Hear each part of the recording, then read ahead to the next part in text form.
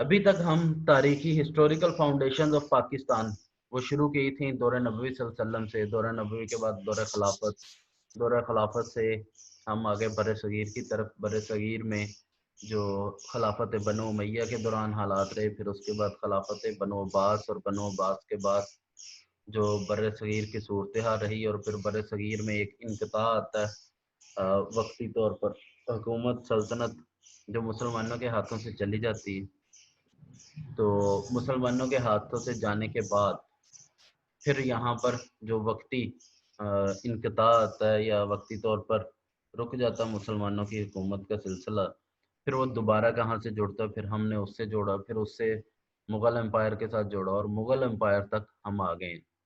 Mughal empire से अब आगे हमने जोड़ना कि मुग़ल एम्पायर से आगे की सूरत हाल क्या रही। लेकिन यहाँ पर आगे एक बड़ी चीज़ और बड़ी अहम चीज़ जिससे आगे आके एक तहरीक की शक्ल बनती है, वो था तसव्वुर वहदतुल वजूद, जो कि मादी में चलता आ रहा था मुसलमानों के यहाँ। और फिर उसके तसव्वुर की बुनियाद पर एक नया दीन तश्कील दिया जलालुद्दीन मोहम्मद अकबर ने यहाँ पर, जिसे दीन इलाही कहते हैं। तो इस दीन इलाही और इस तसव्वुर के आगे बंद बांधा था हजूर मुजद्दद अल्फसानी शेख अहमद सरहंदी रहमतुल्लाह अलैह।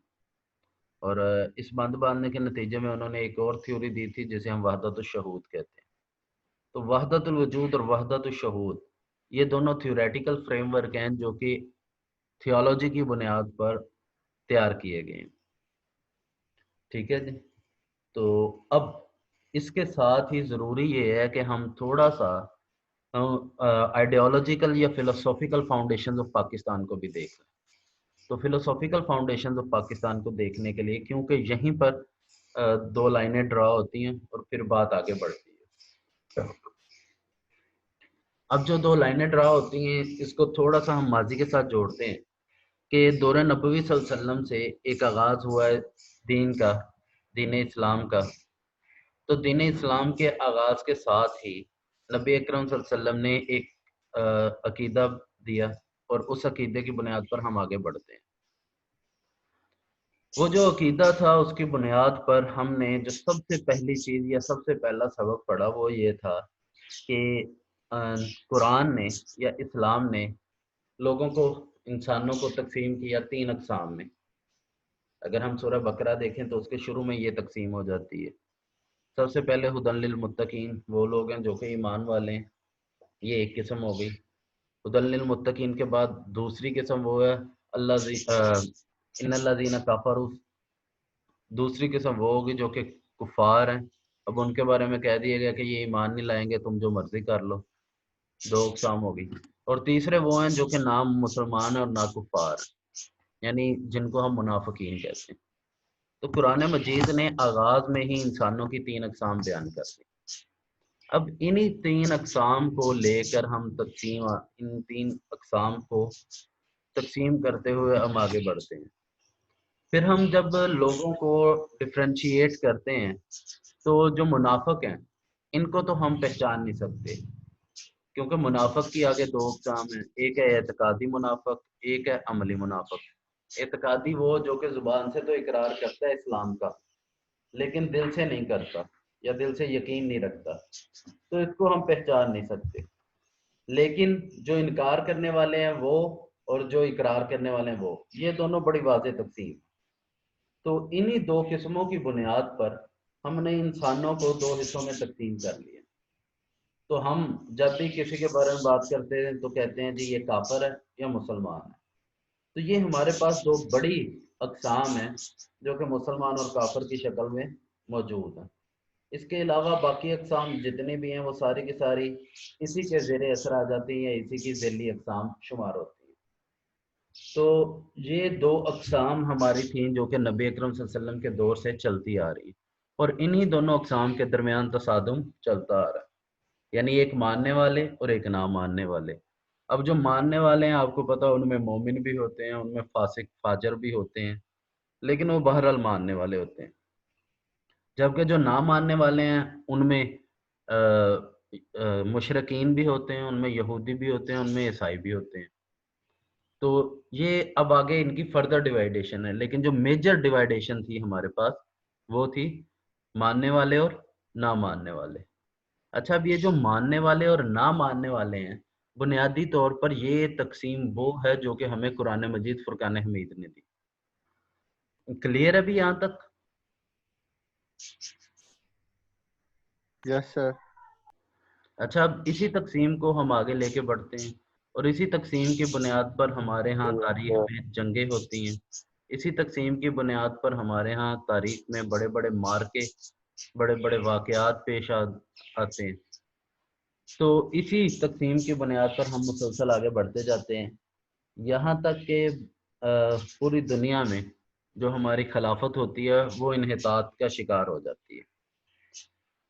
अच्छा, अब जो इन्हितात का शिकार है ये हमारा इर्तिका होता है, आगाज होता है। ये सिर्फ एक ओवरव्यू दूंगा ताकि आपको पस मंजर और बात समझ में आ जाए। हमारा आगाज होता है दौर नबी सल्लल्लाहु अलैहि वसल्लम से। नबी अकरम सल्लल्लाहु अलैहि वसल्लम के बाद खुलफाए राशिदीन की हुकूमत आती है।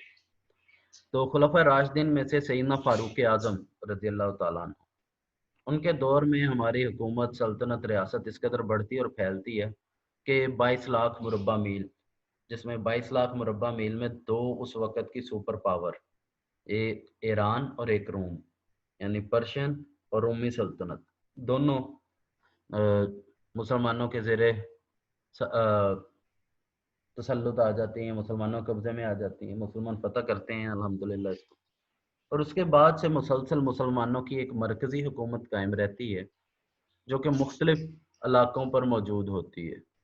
और फिर जहाँ कहीं भी मुसलमानों को ज़रूरत पेश आती है तो वो मरकज़ी हुकूमत मुसलमानों को प्रोटेक्ट करती है, मुसलमानों की हिफाजत करती है। ये सिलसिला चलता रहा है तारीख में बड़े लंबे अरसे तक, नबी अकरम सल्लल्लाहु अलैहि वसल्लम के दौर से लेकर खिलाफत उस्मानिया के इख्तिताम तक। खिलाफत उस्मानिया का इख्तिताम होता है 1921 में। 1921 में जब खिलाफत उस्मानिया का इख्तिताम होता है तो उसके बाद मुसलमानों को ही एक मरकजी हुकूमत ख़त्म हो जाती है और छोटी छोटी रियासतें मुसलमानों की वजूद में आनी शुरू हो जाती हैं। तो ये एक इलाका जिस खित्ते में हम रह रहे होते हैं, इस इलाके में भी मुसलमानों की हुकूमत मौजूद होती है जिसकी किसी न किसी तरह, किसी न किसी अंदाज में वो बस्तगी मौजूद होती है खिलाफत के साथ। तो इसी खिलाफत की वाबस्तगी के साथ साथ यहाँ पर एक अलग से हुकूमत मौजूद होती है जो कि कह लें मरकज़ी हुकूमत या खिलाफत के साथ ना होने के बावजूद साथ होती है। और इवन आपस में चपकलिश या क्लैशेस चलते रहते हैं जैसे भाइयों के आपस में होते हैं, उसके बावजूद एक हम आहंगी मौजूद होती है। फिर इसका इख्तिताम होता है और इसके इख्तिताम के नतीजे में यहाँ पर यानी बरसगीर में एक फ्रस्ट्रेशन क्रिएट होती है। ये एक वो अंसर है जो कि मज़ीद साथ मिलता है और मज़ीद साथ मिलके आगे बढ़ता है। अब वो नज़रियाती तौर पर या कह लें कि एतकादी एतबार से हमारी जो बड़ी सरहदें हैं या फ़िक्री सरहदें हैं, इनको महफूज रखने के लिए, इनकी हिफाजत करने के लिए एक बड़ी कनोपी, एक बड़ी छतरी हमारे पास मौजूद होती है। लेकिन वो बड़ी कनोपी या बड़ी छतरी हमारे पास कायम नहीं रहती खिलाफत उस्मानिया के ख़त्म होने के बायस। तो ये एक बड़ा सबब बनता है हमारी फ्रस्ट्रेशन का यहाँ पर। तो ये सारी वजूहात हैं। अच्छा, फिर अब ये सारी खिलाफत उस्मानिया हो या यहाँ पर हुकूमत हो, इस सब में ये सारी की सारी चीज़ें एक दूसरे के साथ जुड़ी हुई हैं एतकादी एतबार से। अब वो एतकादी एतबार से कैसे है? इस्लाम ये कहता है कि इस कायनात के ऊपर हुक्मरानी सिर्फ और सिर्फ अल्लाह रब्बुल इज़्ज़त की होगी। अगर अल्लाह की हुक्मरानी होगी तो अल्लाह की इस हुक्मरानी को कायम कौन करेगा? तो अल्लाह की इस हुक्मरानी और हुकूमत को कायम करना मुसलमानों की जिम्मेदारी है। जैसे ही मुसलमान ताकत और कुव्वत में आते हैं तो वो इस हुकूमत और हाकमियत को कायम करने की कोशिश करते हैं। कामयाब हो ना हो वो एक अलग बात है, लेकिन कोशिश करना उन पर लाजिम है। तो ये जो अल्लाह की हुकूमत कायम करना है या अल्लाह की हाकमियत या अल्लाह रब्बुल इज़्ज़त का इक़्तिदार यहाँ पे कायम करना है, उसके कवानीन के मुताबिक हुक्मरानी यहाँ पे कायम करनी है, तो ये बुनियादी तौर पर मकसद होता है इस्लामी हुकूमत का। दौर नबी सल्लल्लाहु अलैहि वसल्लम में हुज़ूर नबी अकरम सल्लल्लाहु अलैहि वसल्लम ने ये हुकूमत कायम करके दिखाई और वहाँ से फिर मुसलसल चलती आ रही है। مختلف شکلوں میں، مختلف صورتوں میں. اچھا، میں نے آپ کو شروع میں بتایا کہ دو طریقہ کار ہیں، کنسیپٹ سے آئیڈیالوجی، آئیڈیالوجی سے تھیولوجی، اور اسی کا وائس ورسا ہوگا. وائس ورسا کیسے ہوگا کہ تھیولوجی، تھیولوجی سے آئیڈیالوجی، آئیڈیالوجی سے کنسیپٹ. اب یہ جو پولیٹکس ہے یہ اسی کا وائس ورسا ہی ہے، جس میں تھیولوجی قرآن و سنت کی شکل میں موجود، اور اس کی بنیاد پر آئیڈیالوجی آف پولیٹکس یا پولیٹیکل تھیوری، یہ اس کی بنیاد پر ترتیب دی گئی، اور پھر اسی کے کانسیپٹ مختلف شکل میں رائج کیے گئے. اب یہی کام ہوتا رہا اور یہی کام چلتا رہا، مسلمان قابض رہے، یا مسلمان اپنی ایک حکومت اللہ رب العزت کے لیے، وہی احکام ربانی کی تکمیل کے لیے بنا کر چلتے رہے. اچھا، یہ ضروری نہیں ہے کہ جو احکام ربانی کے لیے بنائی گئی یا حکومت بنائی گئی ہم اس پر عمل بھی کریں. آپ کو پتہ ہے کہ ہم دل سے یقین تو رکھتے ہیں لیکن عملی اعتبار سے ذرا ناقص ہوتے ہیں، تو یہی چیزیں ہمیں مختلف ادوار میں نظر بھی آتی ہیں. اچھا، یہ مختلف ادوار میں دوسری ایک طرف نظر بھی آتی رہی ہیں، اور دوسری طرف ہمیں بڑی بڑی پرخلوص حکمران اور پرخلوص سلطنتیں وہ بھی نظر آتی رہیں. تو یعنی دونوں طرح کے ماڈل ہوتے ہیں اس میں. بہرحال یہ طریقہ کار چلتا رہا، اور چلتے چلتے وہ آ جاتا ہے یہاں پر.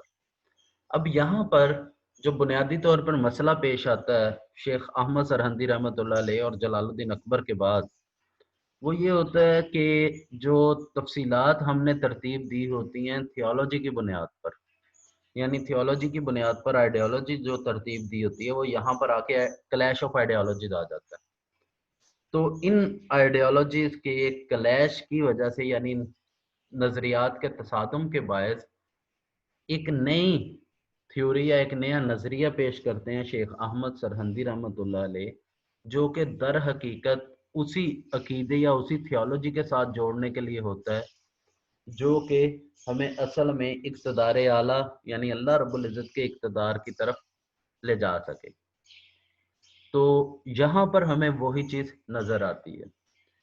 اب یہ بات ذہن میں رکھنی ہے کہ ہمارے جو سوالات ہوں گے، کوشچنز ہوں گے، اس میں ایک تو یہ ہے کہ جو ہم نے پڑھنا اور پوچھنا ہے کہ ہسٹوریکل فاؤنڈیشنز آف پاکستان کیا ہیں، دوسرا آئیڈیالوجیکل یا فلسافیکل فاؤنڈیشنز آف پاکستان کیا ہے.